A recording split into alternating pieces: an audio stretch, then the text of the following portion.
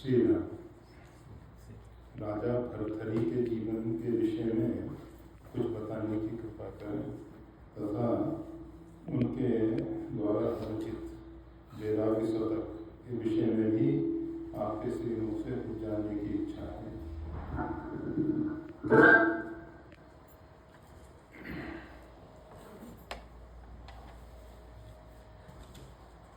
राजा विक्रमादित्य के भाई राजा भर्तृहरि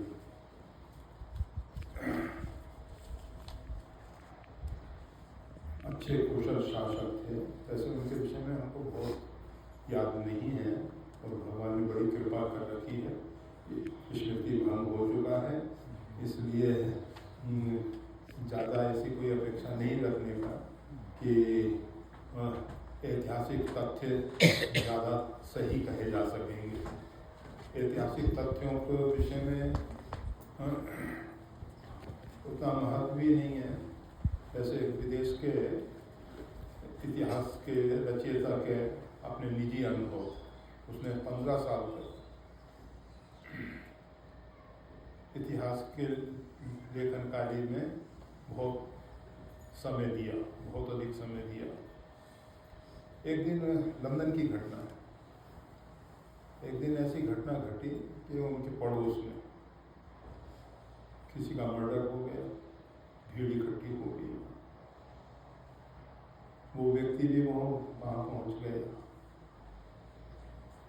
उसने पूछा मामला क्या है।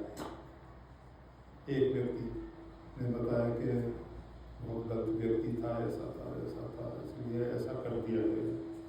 दूसरे ने कहा कि नहीं, कुछ निजी स्वार्थ के लिए ऐसा कर दिया गया। तीसरे प्रकार की बातें, अनेक प्रकार के बयान सामने आए।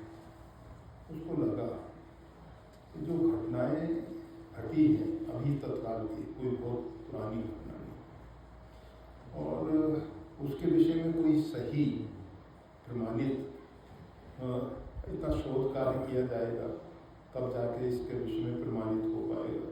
तो जो प्राचीन इतिहास है वो कितने अपने आप में प्रमाणित हो सकते हैं, कहना कठिन है। हमेशा देखा गया है, जो राजा सत्ता में होता है उसके अनुकूल इतिहास लिखा जाता है, और जो सत्ता से बाहर हो जाता है उसके विपरीत। अगर पांडव विजयी नहीं होते, दुर्योधन विजयी हो गया होता तो दुर्योधन के पक्ष में इतिहास जाता है। परंतु ख्याल रखना चाहिए, भगवान वेद व्यास एक ऐसे प्रबुद्ध, वैसे तो भगवान के 24 अवतार में उनकी गिनती होती है, उन्होंने अपने जीवन के विषय में निश्चल भाव से प्रकट किया है। बहुत कठिन होता है अपनी कमजोरियों को समाज के बीच में इस प्रकार से प्रकट करके रख देना। सबसे कठिन जातीय समाज में अपमानित होने के समान कोई दूसरी परेशानी जीवन में नहीं है। समाज में इज्जत बनी रहे, आबरू बने रहे, परंतु भगवान वेद व्यास उन्होंने इतिहास को तोड़ मड़ोड़ के नहीं पेश किया। व्यक्तिगत जब उनके जीवन की ये घटना जो वो इस प्रकार से स्पष्ट रख देते हैं, तो अन्य इतिहास में तो भारतीय इतिहास का महाभारत इतिहास माना जाता है। महाभारत जो ग्रंथ है वो इतिहास के रूप में देखा जाता है, और उसको भगवान वेद व्यास ने बिल्कुल अपने आप में सही वर्णन किया है। भगवान वेद व्यास की एक दूसरी विशेषता है, हम ये इसलिए बता रहे हैं कि भारतीय इतिहासकार, भारतीय व्यक्तियों की जो एक मानना रही है वो ऐसा इतिहास के पक्ष में बहुत नहीं है। इतिहास के वही प्रसंग कि पुराण क्यों बने, पुराणों की रचना क्यों हुई, पुराणों की रचना के पीछे मुख्य हेतु यही है कि इतिहास में बहुत सी बातें ऐसी हैं कि जो समाज पे अपने दुष्प्रभाव डालती हैं। उस दुष्प्रभाव से बचने के लिए पुराणों की रचना हुई। और पुराणों में केवल वही इतिहास जो जीवन में सृजनात्मक रूप में, जीवन में विकास के रूप में मानवोचित धर्म के निर्वाह करने योग्य हों, उन्हीं इतिहासों का विस्तार किया। पुराणों में एक एक वंश की वंशावली पूरी दे दी और किसी के विषय में केवल उसका नाम ही दिया, कहीं कहीं तो नाम भी रूपित हो गए। और जो इतिहास विस्तार करके लिखे हुए पुराण, वो इतिहास हम सबके जीवन में किस प्रकार से प्रेरणादायक है वही लिखे गए। लोग पुराणों को नहीं समझ सके। भगवान वेद व्यास का मुख्य उद्देश्य एक ही रहा कि जो वेद का परम सत्य है, हमारे यहाँ आर्ष ग्रंथों में सबसे प्राचीन वेद माना गया है। और वेद में भी ऋग्वेद, वैसे भगवान वेद व्यास ने ही वेद का विभाजन किया, इसीलिए वो वेद व्यास कहलाते हैं। वैसे उनका नाम है कृष्ण द्वैपायन। द्वीप में पैदा हुए, द्वैपायन हो गए वो। और काला रंग था, बिल्कुल बहुत काले रंग के थे। मत्स्यगंधा के पुत्र हैं, इसलिए मत्स्यगंधा का नाम फिर शतवती हो गया। वो सब इतिहास उन्होंने अपना खोल के रखा है भगवान वेद व्यास ने। तो परंतु उनको वेद व्यास के नाम से जाना जाता है, जबकि नाम द्वीप में पैदा होने से द्वैपायन हो गया और काले, बहुत काला रंग था, इसलिए कृष्ण द्वैपायन उनका नाम है। तो हम ये बता रहे थे कि भगवान वेद व्यास जो हैं, मानव को किस प्रकार से सही मानव बनाया जा सकता है। वेद ज्ञान का भंडार है, वेद में सब कुछ रख दिया है। और उसी वेद का एक दूसरा रूप महाभारत आया। महाभारत में भगवान वेद व्यास कहते हैं कि जो कुछ कहीं भी है वो महाभारत में है, और जो महाभारत में नहीं है वो कहीं नहीं है। मतलब संपूर्ण वेदों का निचोड़ महाभारत में। इसीलिए बहुत से लोग उसको पांचवा वेद कहते हैं। परंतु कुछ महाभारत की जो घटना घटी है, भाई भाइयों का संघर्ष, तो उसके कारण लोगों में एक अफवाह हो गई, फैल गई कि महाभारत नहीं पढ़ना चाहिए, नहीं पढ़ना चाहिए। जबकि महाभारत के कुछ अंश, जैसे विष्णु सहस्त्रनाम, आदिगुरु भगवान शंकराचार्य ने पहला भाष्य विष्णु सहस्त्रनाम पे लिखा। प्रस्थानत्रयी के रूप में श्रीमद् भगवद गीता, सर्वोपनिषदो गावो दोग्धा गोपाल नंदना, मतलब सब उपनिषद जो हैं उनका सार भगवान श्री कृष्ण ने श्रीमद् भगवद गीता में कहा है। तो ये महाभारत का ही एक अंश है, इसका रोज लोग पाठ करते हैं। बहुत लोग ऐसे हैं। सबसे अधिक विश्व में पढ़े जाने वाला ग्रंथ बाइबल है, क्योंकि सबसे ज़्यादा ईसाई लोगों की संख्या है। मजहब के रूप में देखा जाए तो सबसे अधिक ईसाई हैं, दूसरे नंबर पे इस्लाम है, तीसरे नंबर पे हिंदू हैं, और चौथे नंबर पे बौद्ध हैं पूरे विश्व में देखा जाए। इस्लाम और ईसाई ये दोनों यहूदी से निकले हैं, परंतु यहूदी धर्म अभी बहुत संकीर्ण हो गया, बहुत संकीर्ण हो गया। और ये जो इस्लाम और ईसाईयत इतना प्रभाव, मतलब संख्या के हिसाब से, तो उसके पीछे कारण यही रहा कि जो इस सत्ता में होता है उसको सब लोग, चाटुकार लोग, उसको प्रसन्न करने के लिए जो वो मजहब अपनाता है उसके अनुसार सब लोग अपनाने लेते हैं। तो सभी जानते हैं कि ब्रिटिश राज पूरे विश्व में छाया था। कहते हैं कि उनके राज में सूर्यास्त नहीं होता था, मतलब यूएस और भारत, मतलब एशिया का काफ़ी बहुत बड़ा भाग सब उनके अधीन था। छोटा सा एक राष्ट्र, लंदन, इंग्लैंड, यूनाइटेड किंगडम के रूप में, यूके के रूप में 2-4 राष्ट्रों से मिलकर बना, और फिर परंतु उसने पूरे विश्व पे शासन किया।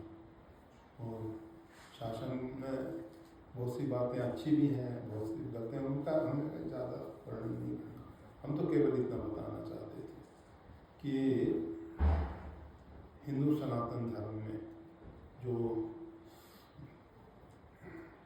इतनी संकीर्णता आई, मतलब पूरे विश्व में, एक दिन वो था, भूमि सप्त सागर मेखला एक भू बृहस्पति घोषणा, सप्त सागर पर्यंत हिंदू सनातन धर्म था,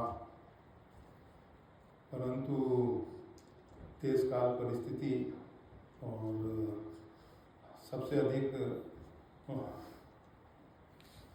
हिंदू सनातन धर्म के अनुयायियों में एक बहुत बड़ी कमी है, बहुत बड़ी, व्यक्तिगत स्वार्थ तत्परता।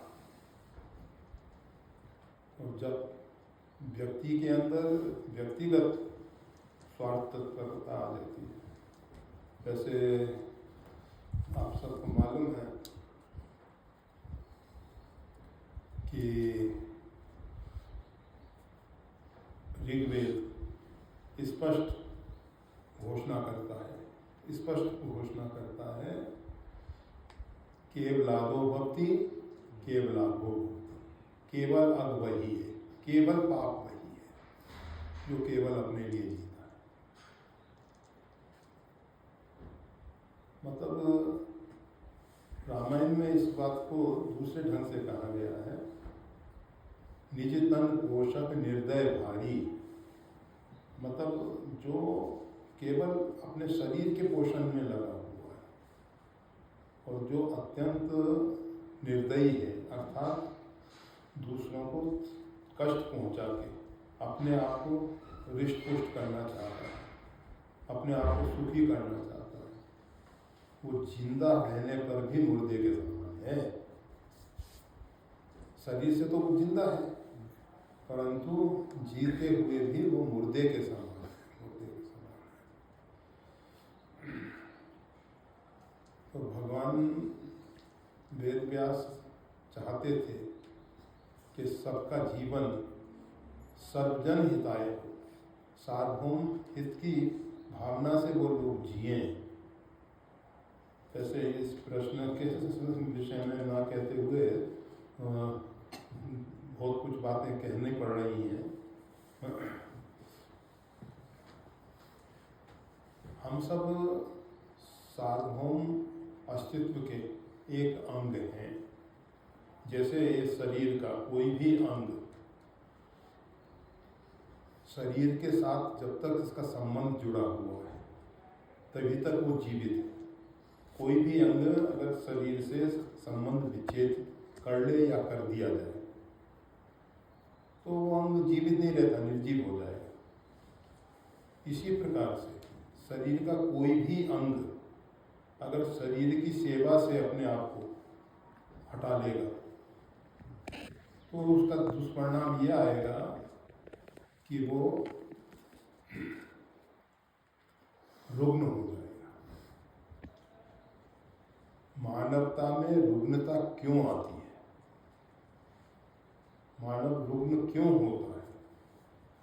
उसके पीछे मुख्य कारण यही है कि वो सार्वभौम अस्तित्व को न सोचकर व्यक्तिगत जीवन के विषय में सोचता है। जो व्यक्ति जितना अधिक से अधिक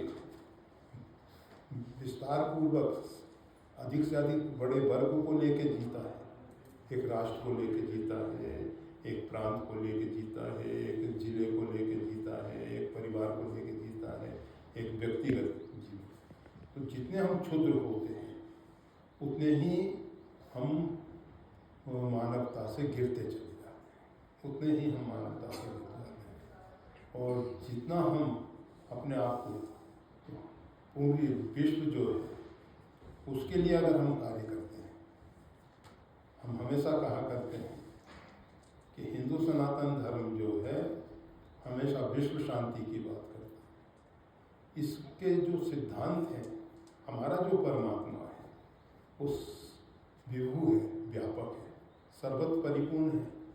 कहो तो कहाँ जहाँ प्रभु नाही, ऐसा कोई रिक्त स्थान ही नहीं है जहाँ परमात्मा न हो। तो हम सब की विचारधारा बड़ी उदार है, परंतु हम उस सबसे भटक जाते हैं, भटके हैं।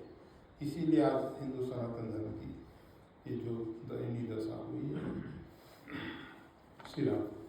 तो घड़ी सामने रखी है, अच्छा है, बहुत अच्छा है। राजा भर्तरी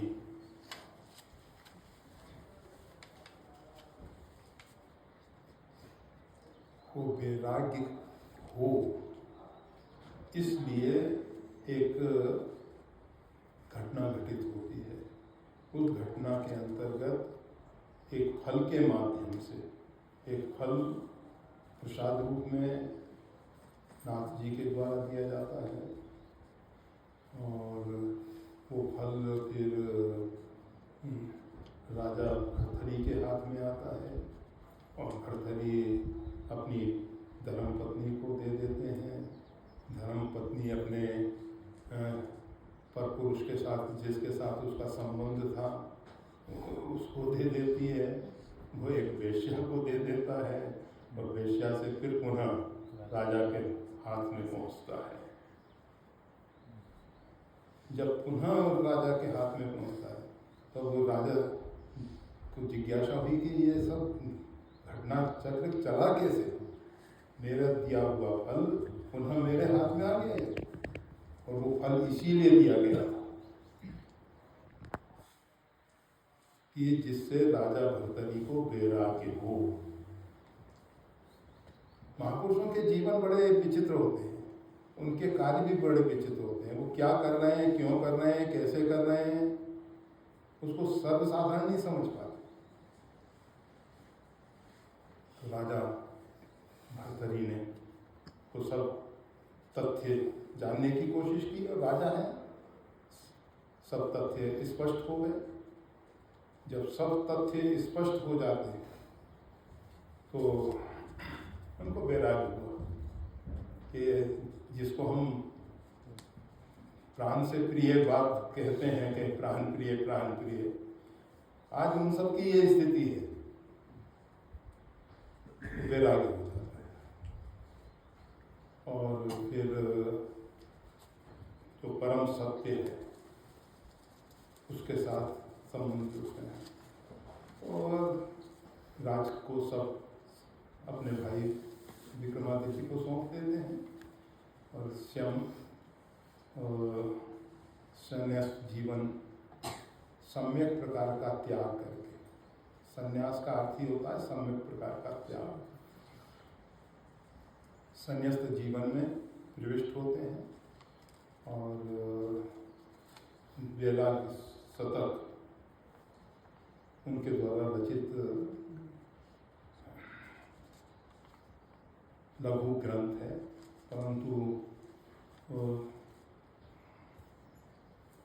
साधारण रूप में कहा जाता है होई न विषय वैराग, विषयों से वैराग नहीं होता। और ये किस महापुरुष का कथन है, जो बहुत लंबी आयु तक सही नीति मर्यादा धर्म का पालन करते हुए धर्म की औपचारिकताओं का पूर्ण रूपेण पालन किया और उनको लगा कि हो ही ना विषयों से वैराग नहीं होता है। और ये वैराग शतक जो लिखा गया है वो एक अनुभवी महापुरुष की रचना है, साधारण व्यक्ति की रचना नहीं है वो। और कोई भी बात, एक तो आजकल क्या होता है, बहुत से ग्रंथ पढ़ लिए, बहुत सी पुस्तकें पढ़ ली और उनके आधार पर कुछ भी लेखन कार्य करके कुछ भी कार्य प्रकाशित होते रहते हैं। परंतु जो वैराग शतक है वो जैसे निज अनुभवों में कहूँ हमेशा, अपना अनुभव, निजी अनुभव, जैसे गोस्वामी तुलसीदास जी ने वैराग संदीपनी एक लघु पुस्तिका है, बहुत छोटी पत्ती पुस्तिका है, उसमें वैराग्य को संदीप्त करने, प्रज्वलित करने के लिए, विशेष बढ़ाने के लिए, क्षणिक वैराग सबको होता है, ऐसा नहीं है कि क्षणिक वैराग ना हो। घर में हुई खटपट सब बेकार है, संसार बेकार है, छोड़ो। किसी की मृत्यु हो गई, शमशान वैराग हो जाता है, अंत तो गत्वा शरीर की यह स्थिति होने वाली, छोड़ो। इस प्रकार से अनेकों अवसर ऐसे जीवन में आते हैं कि क्षणिक वैराग, क्षणिक वैराग, परंतु उस वैराग्य को किस प्रकार से स्थिर रखा जा सकता है, उस वैराग्य को किस प्रकार से बढ़ाया जा सकता है, और वैराग्य विरति में कैसे परिणत होता है। सबसे बड़ी महत्वपूर्ण बात यह है कि वैराग्य जो है विरति में बदलता है। वैराग्य और विरति, शाब्दिक अर्थ लोग करते हैं विरति का वैराग्य, परंतु वास्तविकता दोनों में बहुत अंतर है। वैराग्य केवल नियम पालन करने का है कि ऐसा नहीं करेंगे, ऐसा नहीं करेंगे, ऐसा करेंगे, ऐसा करेंगे। वैराग्य उसके विषय में मीरा कहती है, कठिन जोग वैराग हो ना करें। नियम पालन करके हम वैराग को नहीं साधेंगे, हमारे को चाहिए विरति, अर्थात विषयों के प्रति जो आकर्षण है वो निकल जाए। जो हमारे अंदर लंबे समय से चित्त जो है संचित कर्मों का भंडार है, उसमें असंख्य जन्मों के संस्कार हमारे चित्त में अंकित हैं, असंख्य जन्मों के संस्कार हमारे चित्त में अंकित हैं। और विषय कुपथ्य पाई अंकुर, जब कुपथ्य रूपी विषय हमको प्राप्त हो जाते हैं तो वो अंकुरित हो जाते हैं, और अंकुरित होने के बाद विकसित होने लग जाते हैं। तो विरति में वो जो बीज है उसको मिटाने की कोशिश की।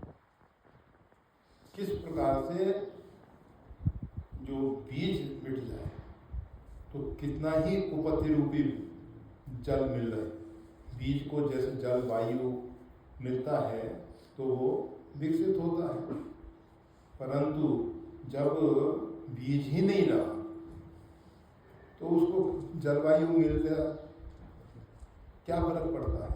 बड़ी बड़ी चट्टानें हैं, उन पे बीज अंकुरित नहीं होते हैं। चट्टानों के मध्य में कहीं रेखा में कोई बीज फंसा हुआ है वो अंकुरित हो जाएगा, परंतु ठोस चट्टान में तो कभी बीज अंकुरित नहीं होता, क्योंकि बीज है ही नहीं। एक बहुत बार मन में आश्चर्य होता है, बहुत बार मन में आता है कि देखो पृथ्वी एक दिन अग्नि का धधकता हो बोला था, वैज्ञानिक तथ्य है। इस पे बीज कैसे आया, कहाँ से आया? बीज के बिना वृक्ष नहीं बनेगा, बीज के बिना ये सब वनस्पतियाँ जो इतनी अधिक वनस्पतियों का विस्तार हुआ है पूरे विश्व में, कहाँ से हो गया? पृथ्वी जब अग्नि का धधकता हुआ बोला था, कोई भी बीज रहने का प्रश्न ही नहीं है। इसके पीछे कोई ना कोई ऐसी सत्ता है जिसने बीज को सुरक्षित रख के, हमारे जो हिंदू सनातन धर्म है वो इन सब रहस्यों को उद्घाटित करता है कि किस प्रकार से सृष्टि का विस्तार होता है, किस प्रकार से बीजों को सुरक्षित रखा जाता है, किस प्रकार से पृथ्वी पे बीज विकसित होते हैं। तो बेरा सतत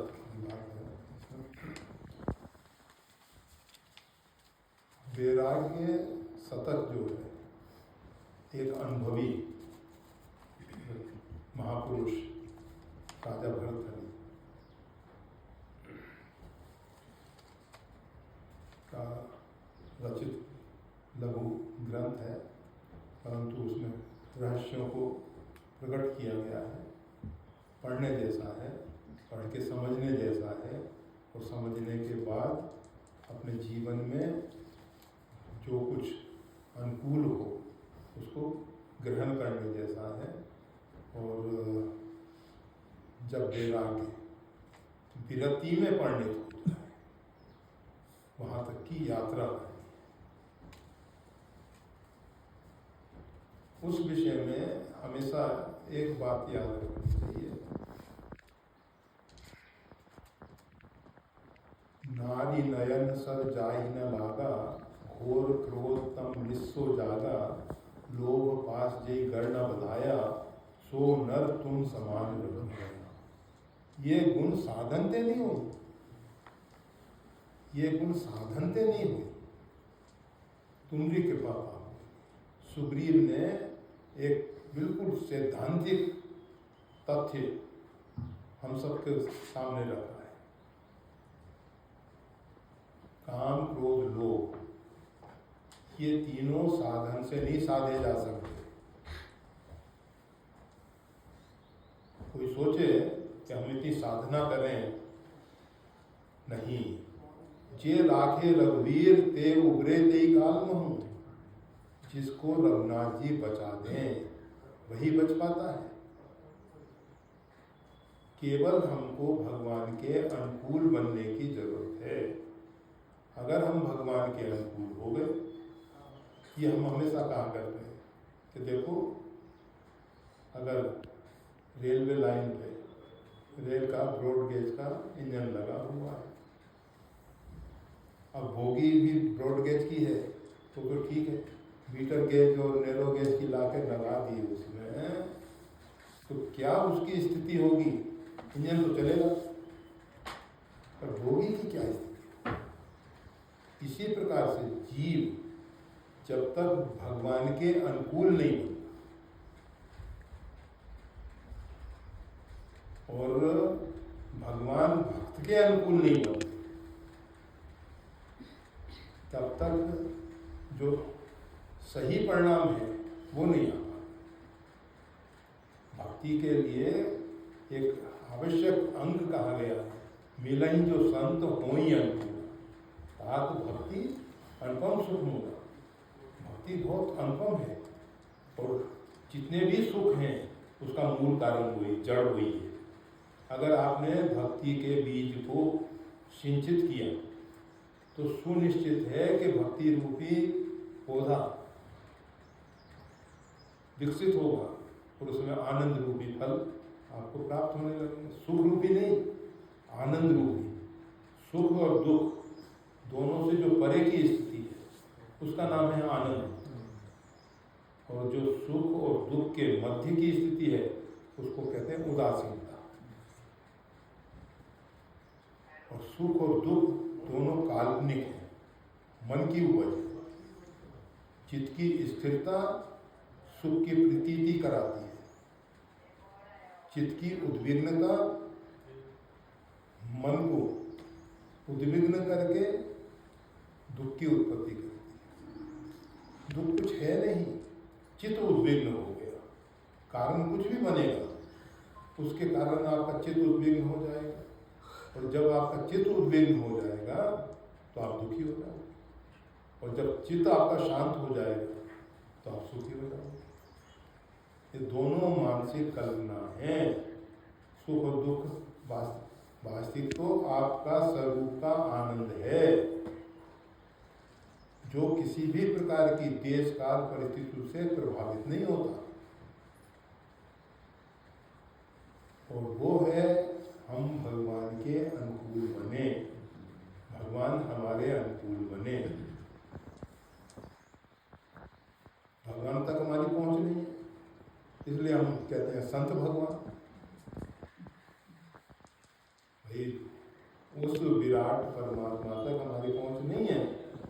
हम एक उस बिंदु की तरह हैं जो कहीं एक निर्झर में गिर गया, एक झरने में गिर गया। अब वो झरना जो है किसी सरिता में मिल गया, और वो सरिता जो है समुद्रगामी सरिता में मिल गई, और वो समुद्रगामी सरिता उस बिंदु को समुद्र तक पहुंचा दी। अगर वो बिंदु मरुस्थल में गिर जाता, सूखे रेगिस्तान में गिर जाता, तो क्या होता? सूख जाता। यही जीव की कहानी है। जीव अगर सत्संग में अर्थात निर्झर में किसी संत के साथ जुड़ गया, उन संत की कृपा से आचार्य तक पहुंच जाएंगे। जिस भी संप्रदाय के वो संत होंगे तो वो संप्रदाय आचार्य तक पहुंचा देंगे, और आचार्य जो हैं परमात्मा तक पहुंचा देंगे। ये जैसे बिंदु निर्झर में गिरा, निर्झर एक सरिता में गिरा, सरिता समुद्रगामी सरिता में मिली, और समुद्रगामी सरिता समुद्र तक पहुंचा दी बिंदु। इसी प्रकार से ये जीव जो है किसी संत को स्वीकार कर ले, और फिर संत उसके अनुकूल हो जाए। फिर नहीं जो संत वही अनुकूला, और संत के अनुकूल होने के बाद हम उनके अनुकूल बन जाए, संत हमारे अनुकूल बन जाए और हम संत के अनुकूल बन जाए। बस इतना ही करना है, इतना ही करना है। तो वैराग शतक से इतना ही करना है, यही हमको प्रेरणा मिल रही। अब आप सबको जैसा भी लगे, हमने वैराग शतक भी नहीं पढ़ा और गरीब राजा के विषय में भी नहीं जानकारी है, परंतु जो कुछ भी घड़ी की सुनिए कह रही है कि बस वाणी को विराम दो, उसी में करने आ जाए। जय श्री राम। जय श्री राम।